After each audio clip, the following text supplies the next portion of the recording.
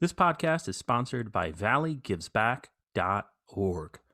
While giving back is always in season, now is a great time to plan your gift. Name a Valley nonprofit in your estate plan and create a legacy that tells future generations what mattered to you. With a planned gift, you have the power to impact the Valley forever without affecting your current lifestyle. Your action will inspire others to make a difference in their own way. Remember the Valley. Ask your accountant, financial planner, or attorney about planned giving options. Plan now. Give later. Impact tomorrow. Learn more at valleygivesback.org. For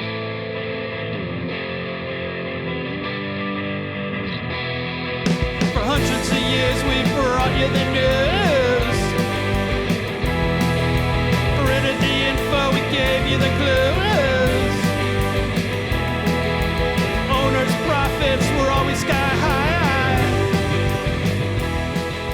Changing market now.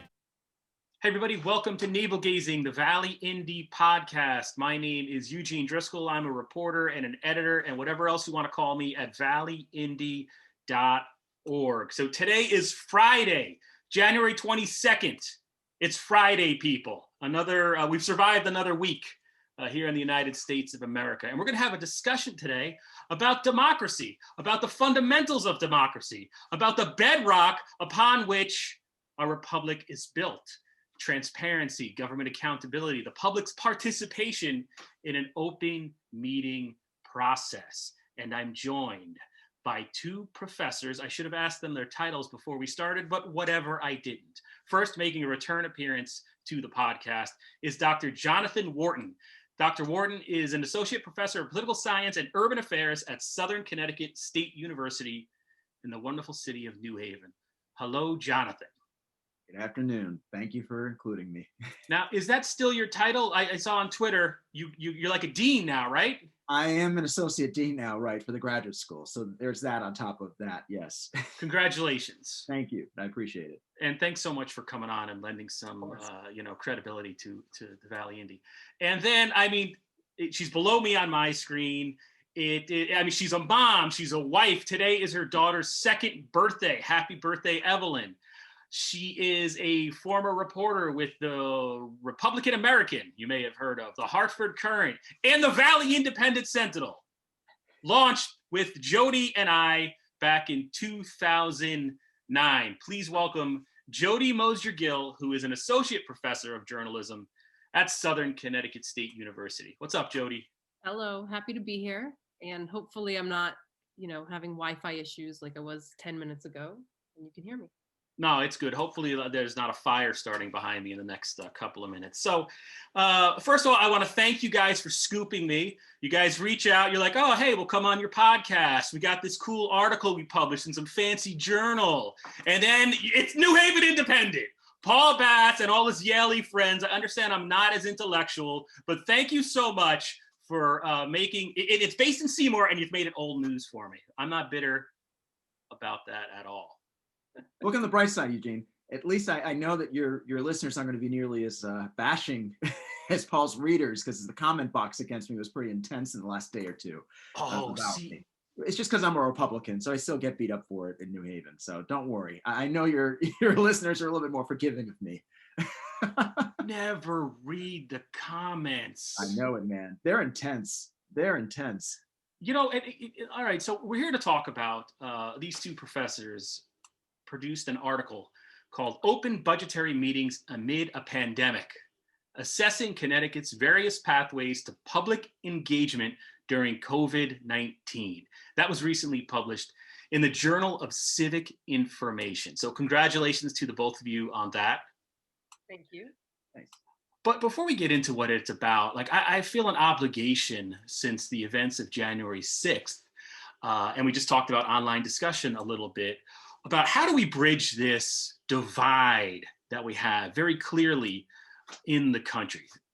It doesn't necessarily pertain to what we're talking about right now, but I'm wondering, upon reflection over the last couple of weeks, how do we find common ground with our neighbors who may not only be in a different political party or different philosophy, but may see the world through a completely different lens than you do. So, Dr. Wharton, how do we bridge this partisan divide? Well, you might even remember, and your listeners as well, that it was about this time last year when I wrote that article about the Valley, when there were inaugurations taking place, and how much I sensed at least a little bit more unity within the region compared to other places. I think it's just the simple things, as I pointed out in that op-ed, and people in the Valley are pretty good about that, in terms of connecting personally, and not being overly political about it, and recognizing and hearing what people have to say. Of course, there are going to be disagreements. That's going to be the natural tendency. But I think as long as we respect each other and things are said in a certain tone, and we hear out what we have to say, that's a critical starting point. Now, I would hope that somehow would transcend to our leaders and even to the media, but sometimes, especially in this kind of chaotic environment, it's not going to happen immediately. But I think by doing it, even parochially, it's a start. It's a good beginning. Jodie? Yeah, that's something I think about every day, because when you read the comment section, as you said, and you see some of the discussions going on, it gets kind of overwhelming, maybe, and depressing, right? People are at each other's throats and fighting all the time, and it seems like two different realities happening in some issues. But I think what Jonathan said is right. I mean, we have to talk to each other and really listen to each other. And to do that, I think the more you can encourage people to put their name with it, and not necessarily do it in person, but imagine you're talking to someone in person, I find that you have a little bit more respect for each other than you do if you're just out on the internet, throwing out ideas. How do we do that? How do we encourage people to shift their focus to thinking like, hey, would you say this to someone in person? I don't have an answer for that, but it is something I think about a lot. And I think it is really important as we move forward, because we are so divided right now.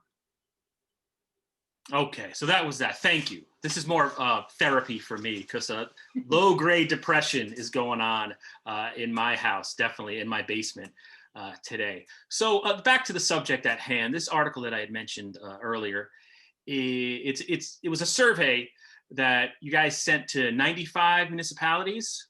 We sent to all of them, but 95 got back to us. Okay, 169 you reached out to, 95 got back to you. It looks at how governments handled the budget process in the age when public gatherings were not allowed because of the COVID-19 pandemic. So this is fascinating to me because I'm a guy that has gone to, I think, 30, maybe 40 Zoom meetings since last March. I covered 3 towns, and especially at the beginning of the pandemic, I was completely alone. Now I have Gene Falbo-Sosnovich helping out on freelance.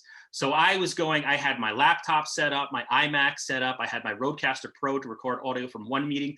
I had, I don't know what I had, some other bizarre recording device I got a couple of years ago.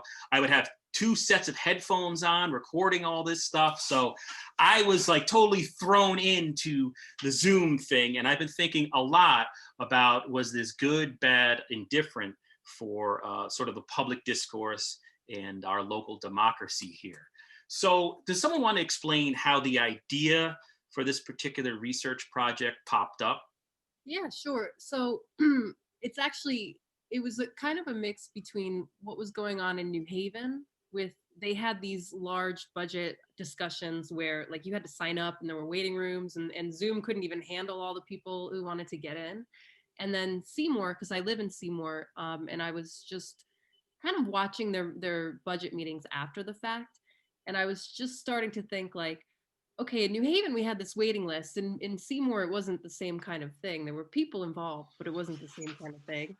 And I just started thinking, what's going on around the state? Like we have this weird situation where everybody has gone online and everybody is switching to this new Zoom, it wasn't all Zoom, but this new virtual meeting. And I was just curious what was going on, and were people more likely to participate or not? And as you saw in the survey, it's kind of mixed what people found, but I just started thinking about that. And so I was talking with Jonathan, who, he and I like to geek out over local government all the time, because that's kind of our passion. And our students. And our students, yeah. And so I started, running some of these questions by him and seeing if he wanted to collaborate on something. And of course he did, and he infused so much energy into it, which was awesome. But that's kind of where it started, was just seeing what was going on and just wondering, is this happening across the state? And is a small town more likely to have people weigh in, or, are senior citizens who normally go not coming? Like all these questions around it. I know nothing about the academic world. I did attend college, allegedly. But all right, so I'm just interested in, Jodie, you had just mentioned you needed, you teamed up with Jonathan Wharton. Jonathan, how did you decide, or how is the thought process to take on a partner when someone approaches you and says, hey, do you want to do this? I only know you from Twitter. You're a little prickly. I think you'd admit you got a little bit of Larry David in you, right? You're kind of. Yeah, I do. So how did Jodie pass the personality test? Because I would imagine.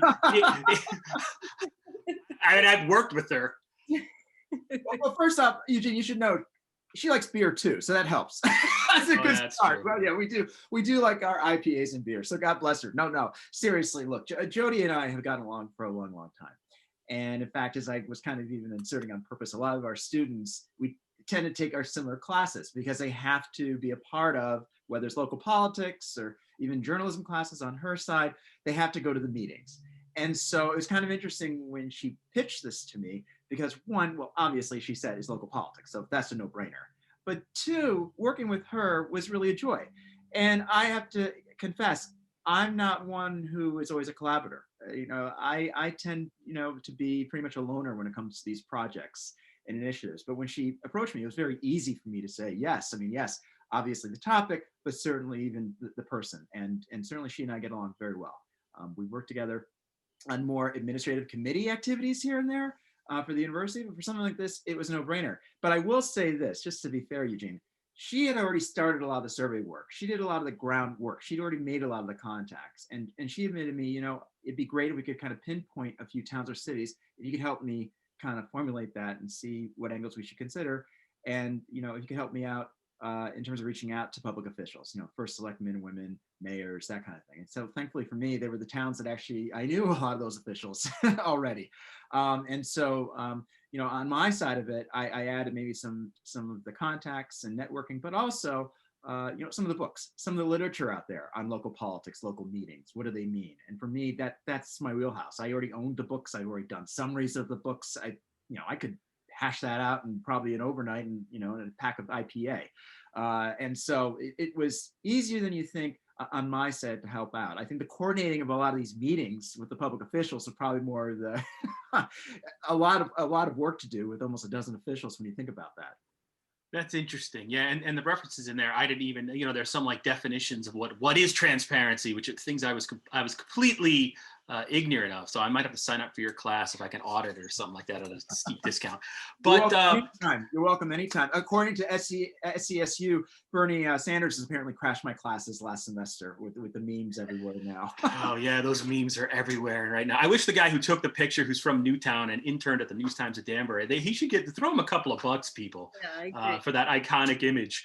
But all right, so let's get down to brass tacks here. Is that the phrase? I don't even know. I sound like Paul Bass now. But in terms of what you two figured out or studied, did it decrease, increase, keep the same in terms of the level of participation? And you concentrated specifically on the budget process in each town. Yes, so we asked finance directors, first selectmen, mayors, people who are involved in the budget making process, what their perceptions were. And so we found that 39% of them said they felt it was the same, right? No more, no fewer people participated. 25% thought fewer people participated this year, and then about 31% saw more participation. And we let them answer questions in sort of an open-ended way too, just to get a little bit more in depth about like, what did they find? Wait, let me interrupt you for 1 second though. These towns that said there was less participation, What were they doing wrong? Because how could you not have more participation using Zoom, throwing Zoom onto Facebook, uploading the raw video to Facebook? That's going to get you I mean, you could throw a stone and get 1,000 views on Facebook. So who screwed this up? That's a really funny way to look at it. But people found there was some fatigue. Not everyone wanted to go on Zoom. Not everybody cared. A lot of towns kept their budget steady even when they wouldn't normally. And so they found the fact that there was no tax increase actually, in some cases, deterred people from participating because it's like, well, what's there to say, right? I have nothing to scream about. Right. And then in some towns, they found, I think not every town did it as effectively as other towns. So maybe they were using, there was like one town that said they were using telephone calls, which is just, I wouldn't participate. That must have been joyous. Yeah, I don't remember which town that was, but one town used teleconferencing. So not everyone had as functional a platform as like Fairfield or New Haven, although most use Zoom. I mean, Zoom was the way most towns went. I love the beginning of the article. I think, was it Vernon? Where people, how did you find out how Vernon did? What Vernon did, and people should read the article because it's eloquent, and I am not. But Vernon had people show up for a budget vote and just give the thumbs up or the thumbs down, which I think that should be everywhere. That's I love that. How we do it every year, I think. They drove through their town like high school parking lot, and like they would just drive by the registrar and say like yes or no. I mean, 100 people did it, so it's a smaller turnout, but. I think I was just looking through articles about what towns did, and that showed up in an article, and I just thought it was so wacky. I mean, for a while, Jonathan and I debated, should we do an in-depth study on Vernon, but it didn't really match what we were looking at, which was the virtual thing, so we just used it as our intro. Plus, we wanted to kind of keep it more local down along the shoreline towns, kind of on purpose. Even in New Haven County, if that was possible. We kind of did Fairfield County on purpose because they were so well ahead and they've been planning for this years in advance, and they're kind of considered the vanguard of doing a lot of this online.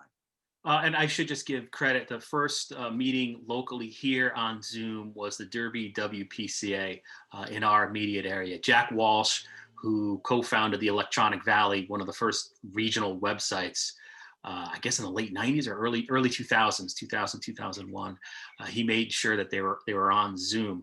But okay, and then you concentrated specifically a little bit on Seymour, where I attended a bunch of meetings at the beginning of the pandemic, whether it was live or after the fact, because they were posting them to YouTube as well. One thing that got me mad right away, and I could be wrong here, I didn't go back and look at my notes, but Kurt Miller, the former first selectman, who now took a job and he's behind the Iron Curtain of David Cassetti's administration down there in Ansonia. I'm just kidding. But I had budget talks with him. He would come on this podcast once a month, sometimes twice a month, because, you can't keep Miller away from a camera or a microphone. And, they had the budget and we were going to do it this way because of the pandemic. And here's what we're proposing. And it's a no frills budget. Then I see Jonathan Wharton has there. Well, Miller said they were going to do a tax increase, but specifically didn't because of the COVID-19 pandemic. And that was news to me. So Jonathan, tell me about that conversation you had with Kurt Miller and what he said about how he sort of governed during the beginning of the pandemic, the early days when the town was trying to get their budget passed. Well, I think for him, and Jodie obviously can chime right in because, she found that part of it kind of interesting. The thing was that Seymour was beginning to start some of this up in terms of the, technology, and it's kind of interesting, Eugene, because I went to a couple of the meetings last year when they were in person and they had the big TV screen and they were trying to set everything up. So the technology was just beginning and it was a starting point for a lot of this. And so I think for him on the budget side, there was still some decision making that still had to take place in terms of how to go about not only putting this online and what to do, but also what to do about the budget increases if that were necessary before he were to leave office. Go ahead. He didn't mention that the reason they did a steady tax rate was because of COVID. Is that the question? Yeah, I'm saying Miller's full of it, or he kept that to himself. I think part of it is like we talked to him well after the fact too. So some of this was just reflective versus what was going on, in real time when you talked to him. Plus, we talked to him on the day that he announced he was resigning. So Yeah, he was all, yeah. as you and I said, earlier, I think he just was like, "Hey, I'm not first selectman anymore. I'll tell you all the insider details." One thing that was interesting, I mean, from my perspective, as someone who's been to a lot of these meetings, I thought like the city of Ansonia was fascinating because in April, they were talking about going to referendum. A couple of years back, the voters approved a multi-million-dollar police department, new building. But then the city, through one thing and another, changed the location. And so now they're faced with going back to voters and asking for an additional $3 million. They had a public hearing on it at the beginning of I guess in April. And I think there was 90 people, I want to say. I could be wrong, but I was amazed at how many people attended. And then that the city at one point, opened up everybody's microphone, and it worked. It was a great back and forth. People were orderly. In those days, nobody even knew. I mean, I couldn't get sound because I didn't know how to use Zoom for the first couple of weeks there. So they did that. I was really impressed by that. And then like 2 weeks later, they had their budget referendum, and the Zoom thing was a disaster. But then on the other hand, you go up to Seymour, where they were much more sort of conservative, for lack of a better word, in terms of who could comment publicly. They had this thing where you had to mail in comments, which kind of rubbed me the wrong way. But why did they do that, and was it effective? So I remember Kurt told us in Seymour they were worried because some of their meetings happened after like a Zoom bombing in New Haven, which we referenced in the paper. So they were reluctant to have open mics and the ability to share your screen or anything, because people were like going into public meetings at that time in other places, not just New Haven, but like all over the country, and sharing these like really graphic, horrible images or really nasty sounds or statements. So towns like Seymour, there were many that had the same policy. They wanted people to email their comments and they could read them into the record. And part of it was just because they didn't know what to expect. Like, is someone going to just come in and crash our meeting? Right. Go ahead, John. I mean, New Haven, but also Hamden, because it happened in Hamden a couple of times.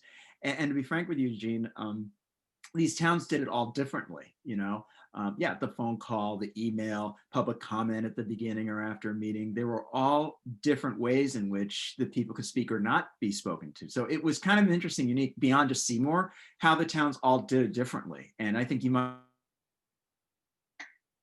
Oh, Jonathan just froze. Did he freeze for you as well, Jodie? He did. I was afraid of the computer. We got a frozen Jonathan Wharton. He's still frozen, but I guess he'll come back in a second. I'll have to sign out and come back in. But Jodie, I mean, my impression just in the Valley, because that's all I pay attention to, I was impressed by how these governments converted to Zoom pretty quickly. Maybe there were hiccups here and there. Maybe people, I mean, one thing I loved in some of the meetings, you get the random curse. All right, Jonathan's back. John, okay. You cut out for a good 25 seconds. Do you want to complete your... Sorry about that. No, I was just about to say, the concerns we raised in the recommendations at the end, at the conclusion of the article, is that it would be good to have some, at least, consistency and some actual communication between some of these towns and cities in terms of finding best practices. Because a lot of this was done on a learning curve. I mean, we have to respect the fact that a lot of this was, end of March, middle of March, and the budget season is right in the prime then. The decision making is going to be done in May.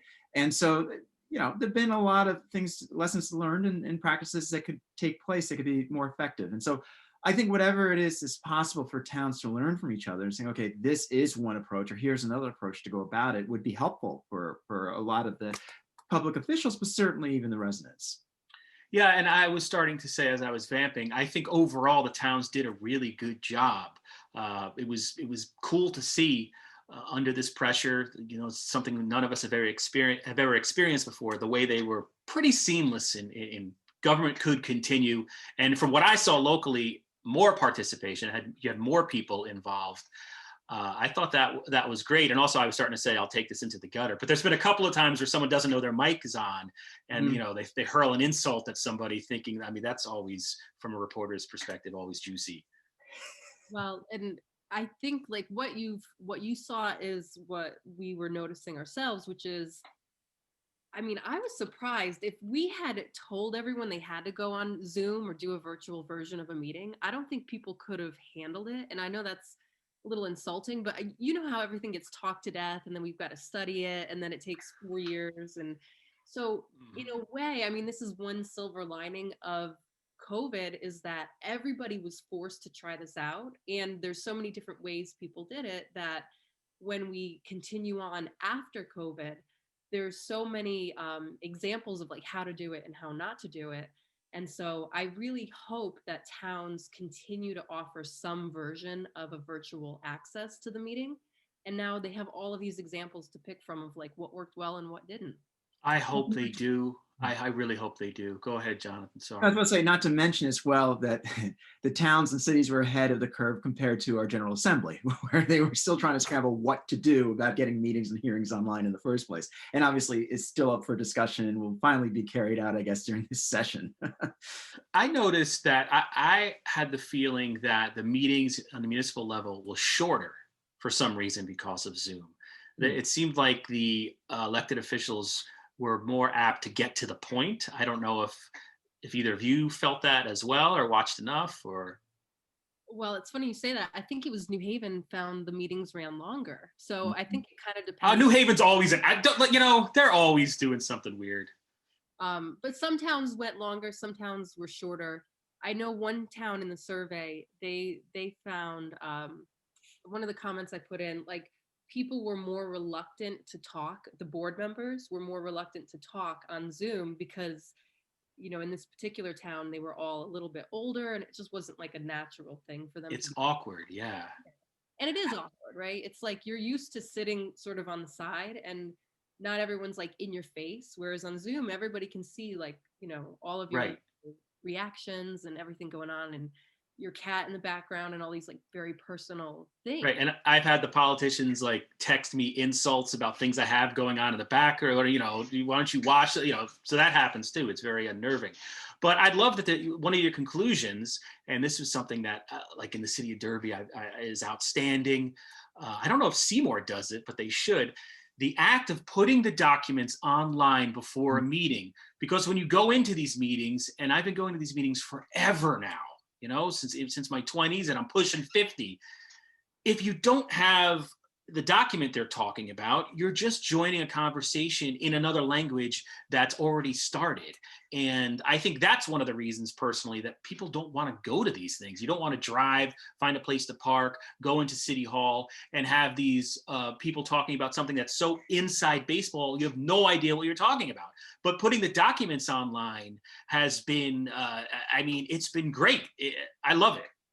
I agree. And I hope people continue to do that. If it's not required next year, I don't know if they will, but I can't imagine if you truly want the public to be part of this like participation and you know, all the actions, it's like, why wouldn't you put the documents out? Everything is digital now. You're sending them to everybody through email, you know, who's on the board.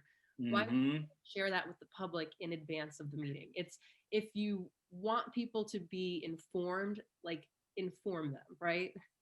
It's true. And on top of that, I think that what was critical through all this is that I think towns and cities are learning now that, hey, maybe we should consider this as a form, as a platform, even whether we continue it or not, at least maybe find some kind of hybrid model, maybe do a little bit of both, or, you know, see what can work and try it out. But that sense of, you know, making the information known is very helpful for our democracy, certainly for officials and residents, but also for the media. I mean, that's so critical to disseminate and get that information out there. So I think everybody had to learn through this process. But I will say, Eugene, going back to your main point, one thing that I was a little, and Jodie knows my feelings about this, I was a little dismayed about doing the whole online thing is, I like to go to these meetings just as somebody just to sit in the back in the corner and I have my journals kind of scribbling around because I go to a lot of town hall meetings, even in the Valley. And yet for me, you know, the lost art of smoozing is just not there online, right? I don't have the ability to attend the meeting early and get to know the officials. I can't hang out with the officials at the bar now afterwards and kind of corroborate with them and find out, hey, what is going on? What is happening? And I really, really enjoy that a lot with public officials. And so that kind of lost art is gone for now. And Paul Bass made a really good point in the discussion you did with him a few days ago, where he said, like, yeah, there's a big part of meetings for reporters is going up to the politician afterward and be like, what did you mean by that? I've found like text messaging and emails now during or after meetings is getting that to some extent. But one thing that's bothering me a little bit is, the minute requirement in Connecticut. It depends on who's taking the minutes and how much effort they want to put into them. Meeting minutes can be useless. But what I don't understand is a lot of times now our municipalities are recording these meetings on Zoom, so it's on their server. And then where they go from there, who knows? Some towns are putting them on YouTube. Some towns, if you ask, they'll post it for you, or they'll send you a link with a password. But shouldn't more towns shouldn't there be on every web page, here's all the videos of all the meetings? Is that another suggestion, perhaps? There's some benefit to that, but I wonder if, 10 years in or even a year later, like how much storage space do you have for all these? Like, it could be a 2-hour-long meeting, and how big is that file? So throw it right on YouTube. YouTube, I think, would be a perfect solution to that, because let Google worry about it. right.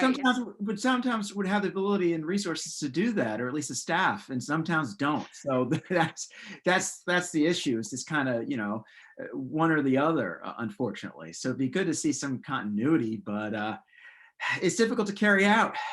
That's the thing. I know, like in Derby, I believe it's Mark Garofalo, the town clerk. He's responsible for, it seems, I could be wrong, but it's like when you have one person trying to do all that, yeah, it's insane. And, there's not like a giant workforce in the lower valley towns. But what's the local people have to push for too, Eugene? I mean, if the residents, the taxpayers push for it, hey, it might happen, right? I mean, that's what we heard back from the first select woman in Fairfield, was that her constituents were pushing for it. So that kind of led to this way before COVID.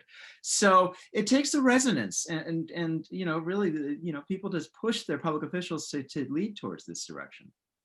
And one thing that, really struck me when we were hearing some of the feedback is, like, all of these things were possible before. Like, you could always go and get a transcript. I mean, they have cassette tapes probably still in Derby that you can go and listen to if you have a cassette. How dare you? No, they've upgraded. That was literally the truth about 10 years ago. I had to buy a boombox.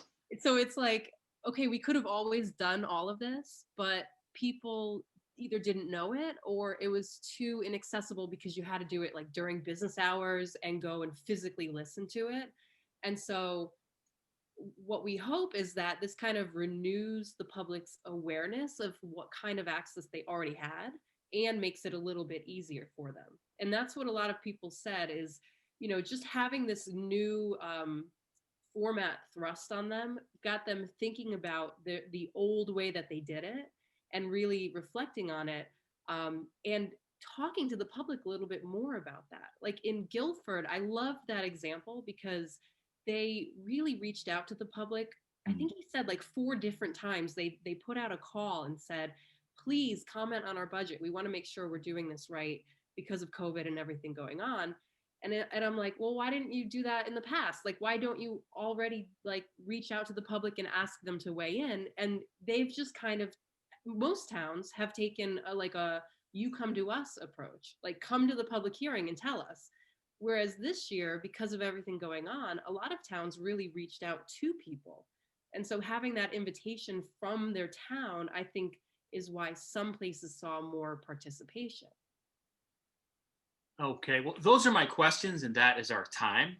I want to thank you both for coming on. Now, if people want to read this article, how do they get their eyeballs on it? I mean, I guess I'll publish it unless that's a copyright infringement. But where can people see it? It's I don't know the URL offhand, but it's the Journal of Civic Information, and this is in the current issue that came out in December, and so it's one of, I think, 4 articles that was published. We can send along the link to you so you can maybe include that for this, Oh yeah, go right ahead. And I plan on publishing this. It's Friday now for Monday morning. Okay, we'll send it out to you. Absolutely. All right, Dr. Wharton, Professor Gill, thank you so much for your time. I appreciate it. Thank you. Appreciate it. For